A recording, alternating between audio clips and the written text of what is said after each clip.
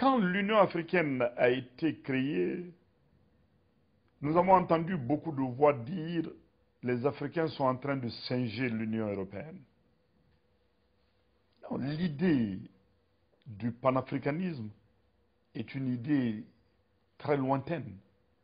Vous avez beaucoup de combats qui sont déroulés en Afrique dans le cadre de la décolonisation et de la lutte contre l'apartheid au nom du panafricanisme, au nom de l'unité de l'Afrique. C'est vrai que les multiples expériences qui se déroulent aujourd'hui en matière d'intégration nous interpellent et nous montrent très clairement que 53 États ne constituent pas certainement une force si les 53 États sont dispersés. Surtout que parmi les 53 États, vous en avez 8 qui ont moins d'1 million d'habitants. Vous avez 14 qui ont entre 1 et 4 millions d'habitants. Mais quand vous réunissez les 53 pays africains aujourd'hui, à l'horizon 2050, vous savez, ces 53 pays, à l'horizon 2050, vont avoir à peu près 1,9 milliard d'habitants.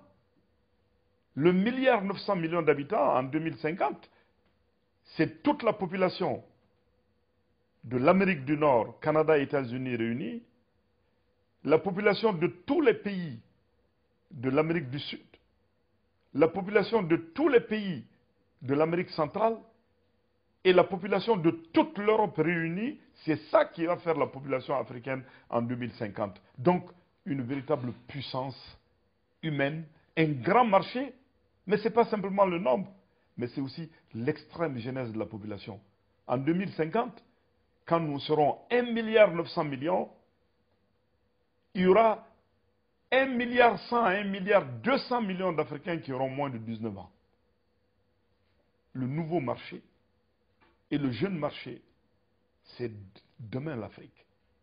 Donc, cela aussi nous oblige aujourd'hui à être unis, à mettre en commun nos ressources pour créer les conditions qui peuvent nous permettre d'assurer un autodéveloppement et un développement équitable dans la justice par rapport à nos divers partenaires.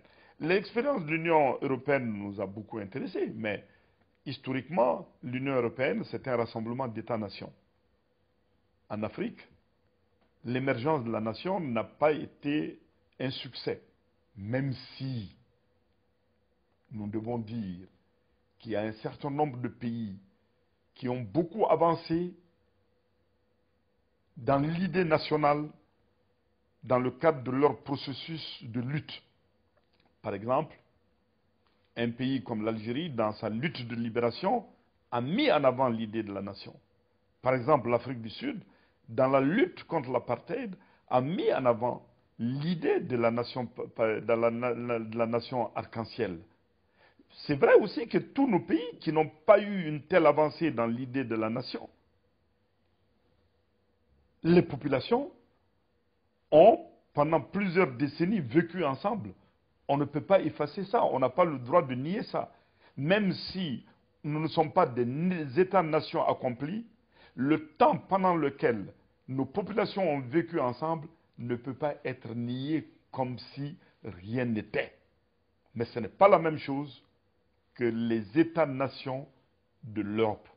Donc, nous devons, nous, tirer parti du fait que l'Europe aujourd'hui a eu des acquis par son intégration, la paix aujourd'hui, la libre circulation aujourd'hui en Europe, c'est extraordinaire. La mise en commun d'un certain nombre de choses, c'est extraordinaire. Donc, quand nous voyons ces résultats, nous disons pourquoi nous ne devons pas nous unir. Il y a des institutions européennes qui peuvent nous inspirer. Nous voyons par exemple le pouvoir que le Parlement a. Nous devons nous aussi donner du pouvoir à nos institutions. Maintenant, dans la dynamique de création, ce n'est pas le processus des États-nations. Quel va être le chemin? Nous avons pensé à un moment donné qu'il fallait les étapes des communautés économiques et régionales qui doivent devenir des communautés d'intégration. Mais aujourd'hui, il y a beaucoup de problèmes. On tourne en rond. Au lieu de 5, nous en avons aujourd'hui 8. Et là, les exécutifs ne s'affirment pas de façon contraignante. Donc, il y a un problème. À partir de ce moment-là, est-ce qu'il ne faut pas regarder aussi d'autres types? Parce que dans tous les cas, pour nous, et c'est peut-être ça la différence avec l'Europe, et pour moi, en tout cas, ma conception, c'est que l'Afrique, dans son unité, doit être fédérale. Maintenant, quel type de fédéralisme? Parce qu'il y en a plusieurs. C'est un débat qui est ouvert. Pour ma part, quand je regarde par exemple, je m'inspire de l'expérience européenne, mais quand je regarde l'expérience américaine, je constate que la Californie existe, que le Texas existe, que le Nevada existe et qu'il y a les États-Unis d'Amérique. Peut-être que chez nous aussi, les pays actuels vont continuer à exister, mais avec des pouvoirs qui sont transférés à un niveau panafricain. Maintenant, la différence des États-Unis, c'est que l'espace intermédiaire que sont les régions, quel pouvoir allons-nous leur donner sans que ce soit un obstacle par rapport à l'intégration panafricaine et à l'émergence d'une citoyenneté africaine, d'une citoyenneté panafricaine. C'est des débats qui sont ouverts. La réussite de l'intégration européenne nous interpelle pour sortir de nos états actuels. Mais copier point par point, c'est un non-sens. Parce que ce n'est pas la même expérience historique. J'ai parlé du cas des États-Unis d'Amérique, mais là aussi, il ne s'agit pas de copier. Parce que aux États-Unis, on sait qu'au départ, c'est par la lutte, c'est par la guerre que les États sont fédérés. Nous ne sommes pas dans une telle situation. Nous, quand nous parlons d'Afrique, nous savons que l'Afrique, géographiquement, existe, est un tout. C'est un avantage sur beaucoup d'autres régions. Ce n'est pas simplement la culture, le soubassement culturel est là qui nous lie. Mais l'Afrique, c'est un continent. Ça existe. Physiquement, nous en connaissons les limites. Voyez-vous? C'est un avantage. Bon, l'autre différence aussi avec les États-Unis d'Amérique, quand les États-Unis d'Amérique se mettaient en place, ce n'étaient pas des États qui avaient une souveraineté internationale.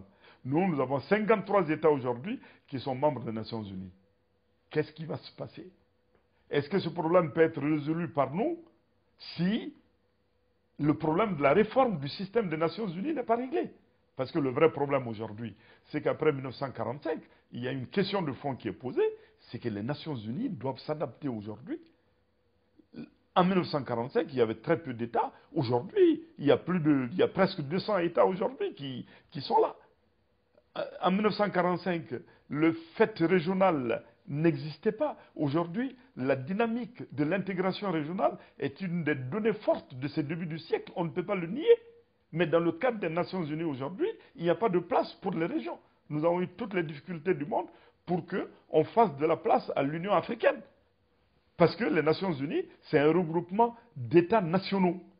Voilà des questions de fond qu'il faut régler. Et d'ailleurs, vous savez que le même problème se pose aujourd'hui quand on organise des grands débats sur le plan international. Il y a le G8, on se rend compte que c'est étroit. C'était le G7. On ajoute un G8, on se rend compte que c'est étroit. On parle du G15, on parle du G20. Mais qui décide de qui vient? C'est les riches. C'est de la cooptation par les riches. Mais ça a nécessairement des limites. On décide à la place des Africains que c'est l'Afrique du Sud qui va venir, peut-être l'Égypte. Le Nigeria n'est pas là, d'autres ne sont pas là. C'est la cooptation qui est à la base de ça. Elle n'est pas démocratique. Elle n'est pas populaire. Elle montrera très vite ses limites parce que c'est un espace qui va exister entre des gens puissants et on ignore la force des faibles. Alors que le vrai problème, c'est peut-être de réfléchir à cette évolution du G8 ou du G9 ou du G15, mais dans le cadre d'une réforme des Nations Unies. C'est clair qu'il faut un leadership politique, un leadership économique, mais pas hors du système des Nations Unies, mais pas entre des gens riches qui décident de qui coopter. J'ai eu la possibilité moi-même de participer aux réunions du G8 en tant que président du Mali, à la réunion de Gênes, et en tant que président de la commission de l'Union africaine. Et là, c'était une grande reconnaissance pour l'Union africaine. Parce que, vous savez, à ces réunions, la place de l'Union africaine est là. Je me souviens même qu'à la réunion de Glen Eagles en Grande-Bretagne, à l'accueil des chefs d'État africains, C'est le drapeau de l'Union africaine qui est venu et c'est l'hymne de l'Union africaine qu'on a eu à jouer. This is Kongoli Solo, where all the African news is shown. Stay tuned for Black history, society, and culture. Want to be entertained with more Black trivia and much more facts? Well, this is a place to go. Hey, did you know the first computer was made by a Black person? No, I didn't know. Where'd you find out? Kongoli Solo, where you can find more information like this and much more.